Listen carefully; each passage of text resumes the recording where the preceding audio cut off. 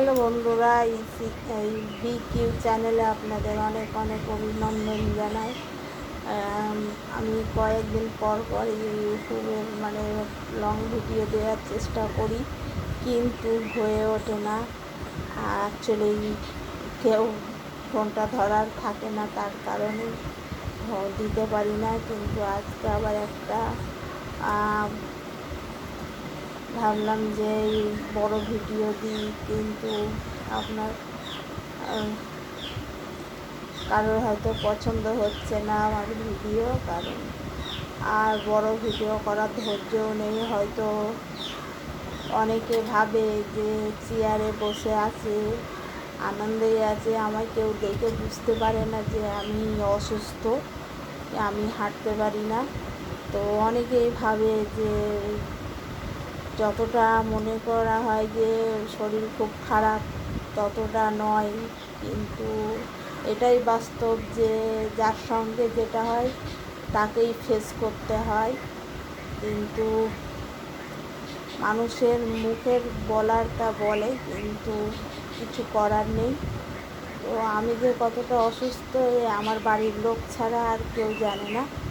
তো প্রচুর মেডিসিন চলে, আর কি বলবো, নিজেরও কিছু মনের কষ্টও আছে, তো হাঁটতে পারি না। তারপর একটু হয়তো হাঁটতে পারলে অনেকটা আমার বাড়ির লোকেদের সাহারা হয়ে যেত। আমার মার অনেক ধকল যায়, অ্যাকচুয়ালি আমার মাও অসুস্থ, অতটাও সুস্থ নয়। তো আমাকে নিয়ে আমার মা নাড়াচাড়া করতে করতে আর নাজিহাল, কী বলবো। একটা যার ঘরে এরকম মেয়ে পড়ে থাকে, যে সময় আমার হাঁটা চলা করার কথা, সেই টাইমটাই আমি পুরো বিছানায় পড়ে আছি। তো আমার বাড়ির লোক সবাই মিলে সহযোগিতা করে আমাকে হুইল চেয়ারে বসিয়ে বাইরে নিয়ে যায়। অ্যাকচুয়ালি আমার বাড়ির লোকেরা না থাকলে যে কী হতো সেটা আমি নিজেই জানি না। আর আমি চেন্নাইতে অপারেশন করে যে এরকম একভাবে বসে পড়বো সেটাও ভাবতে পারিনি, তা না হলে অপারেশন আর করানো হতো না।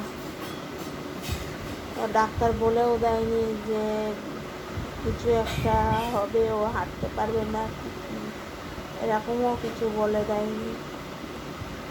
যাই হোক, চেষ্টা করছি, অনেক চেষ্টা চলছে। দেখা যাক উপরওয়ালা কতদিন এরকম ফেলে রাখে। তো যখন উপরওয়ালার দয়া হবে তখন আমার হাঁটা চলা হয়তো হবে, আবার নাও হতে পারে। অ্যাকচুয়ালি পুরো কোমর থেকেই কোনো শক্তিটা দিতে পারছি না। যা করছে বাড়ির লোকরা, জোর করেই হচ্ছে। এই যে বসে আছি, সবাই মনে করছে সুস্থ, নাটক করছে না। যে মনে করবেন যে সুস্থ, ও এরকম বসে আছে, কিন্তু ভুল ধারণা।